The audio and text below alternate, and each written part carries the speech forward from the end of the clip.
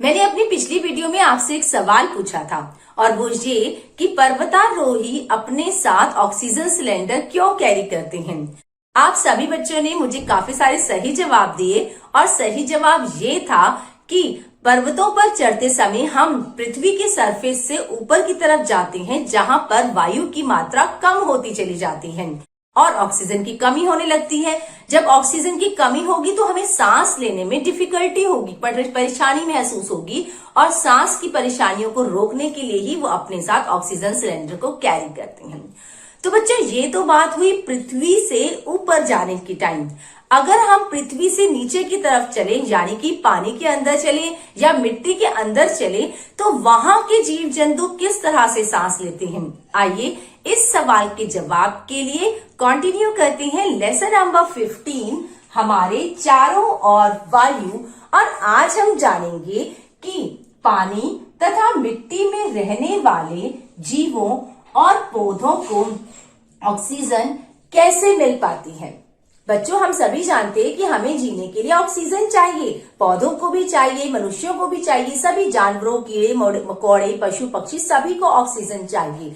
तो हम तो अपने आसपास वायुमंडल से आसानी से ऑक्सीजन को प्राप्त कर लेते हैं, लेकिन उन जीवों का क्या जो मिट्टी के अंदर हैं, या उन जीवों का क्या जो पौधे या जीव जो पानी के अंदर हैं, तो उन्हें ऑक्सीजन कैसे मिलती है, इसको जानने के लिए करते हैं एक अच्छी सी एक्टिविटी।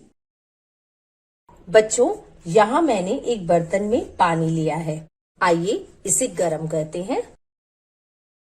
बर्तन के अंदर ध्यान से देखते हैं, यहाँ पानी गर्म हो रहा है। थोड़ा सा वेट करते हैं। देखिए बच्चों, पानी गर्म होना शुरू हो गया है और पानी गर्म होने के साथ साथ ही आप बर्तन की सतह पर, बर्तन की सरफेस पे देखिए, आपको छोटे छोटे कुछ बुलबुले नजर आ रहे होंगे। ये बुलबुले कहाँ से आए? ये बुलबुले इस पानी में जो वायु घुली हुई है, ये उसके कारण बन रहे हैं।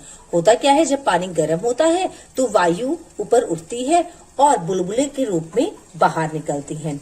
और यही वाली जो वायु है, ये जलीय पौधों और जल में रहने वाले जीव, मछली, कछुआ, इन सबको सरवाइव करने में हेल्प करती है। और भी जितने वाटर प्लांट्स हैं, जैसे कि आपके कमल है, सिंघाड़ा है, जलकुंभी, ये सभी प्लांट्स भी इसी पानी में घुली हुई वायु में से ऑक्सीजन लेते हैं और सांस लेते हैं, जिसकी वजह से ये इजीली सरवाइव कर पाते हैं। अब बच्चों, मिट्टी में रहने वाले जीवों का क्या, इसको देखने के लिए एक छोटी सी एक्टिविटी और करते हैं। बच्चों, यहाँ मैंने कांच की ग्लास में थोड़ी सी सूखी मिट्टी ली है। अब इसमें थोड़ा सा पानी डालते हैं। ध्यान से देखेंगे, क्या आपको यहाँ मिट्टी में बुलबुले निकलते हुए दिखाई दे रहे हैं? ये देखिए, ये बुलबुले भी क्यों निकले? क्योंकि मिट्टी के अंदर भी वायु होती है। जब हमने मिट्टी के अंदर पानी डाला तो वायु अपनी जगह से डिस्प्लेस हुई और बुलबुले के रूप में बाहर निकली। और यही वायु होने के कारण ही मिट्टी में रहने वाले जीव जैसे कि केचुआ, मिलीपीड, सेंटीपीड इजीली सरवाइव करते हैं। और साथ ही साथ जो हमारे पौधों की जड़ें हैं, वो भी आसानी से सांस ले पाती हैं और जीवित रहती हैं। तो बच्चों, हमने एक्टिविटी से जान लिया ना कि वायु जल में घुली होती है, जिसके कारण जल में रहने वाले पौधे और जंतु आसानी से ऑक्सीजन प्राप्त कर लेते हैं। उन्हें जो वायु में डिसॉल्व ऑक्सीजन और कार्बन डाइऑक्साइड है, वो आसानी से उसी से ही ब्रीथ कर लेते हैं और उनका काम चल जाता है उनके सर्वाइवल के लिए। इसी तरह से हमने ये भी देखा एक्टिविटी में कि वायु मिट्टी में भी होती है, जिसके कारण पौधों की जड़ें और मिट्टी में रहने वाले जीव आसानी से श्वसन यानी कि सांस कर पाते हैं। हमने एक्टिविटी में देखा था कि जब हमने पानी डाला था मिट्टी के अंदर तो बुलबुले उठे थे, यानी कि वायु जो है वो मिट्टी के अंदर भी थी। यही कारण है कि जो मिट्टी में रहने वाले पौधों की जड़ें हैं, वो आसानी से सांस ले पाती हैं। इसी तरह से जो मिट्टी के अंदर रहने वाले जीव जंतु हैं, केचुए हैं, सांप हैं, चूहे हैं, जो बिल्कुल अंदर चले जाते हैं तो भी वो कंफर्टेबली ब्रीथ कर पाते हैं, क्योंकि मिट्टी के अंदर जो छेद होते हैं उनके अंदर वायु भरी होती है। लेकिन बच्चों तब क्या होगा जब बहुत बारिश आ जाए और मिट्टी के अंदर जब इतना पानी भर जाएगा तो वायु तो बाहर निकल जाएगी, विस्थापित हो जाएगी। तो उस समय वो कैसे ब्रीथ करते हैं?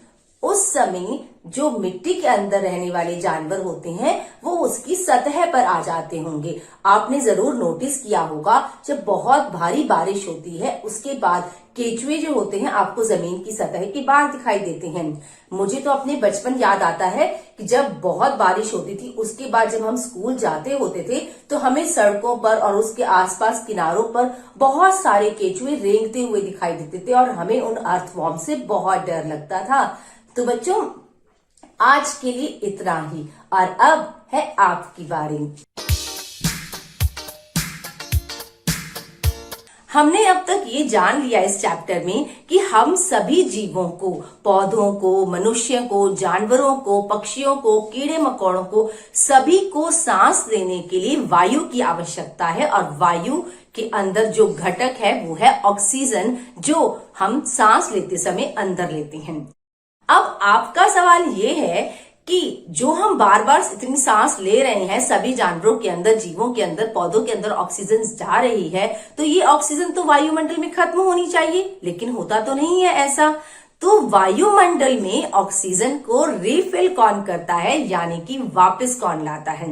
मुझे पता है कि आप इस सवाल का जवाब जरूर दे पाएंगे, तो मैं वेट कर रही हूं आपके जवाब का मेरे इस वीडियो के कमेंट सेक्शन में। Thank you. NTPC Faridabad and Chief Minister's Good Governance Associates Program with Star Teachers of Faridabad.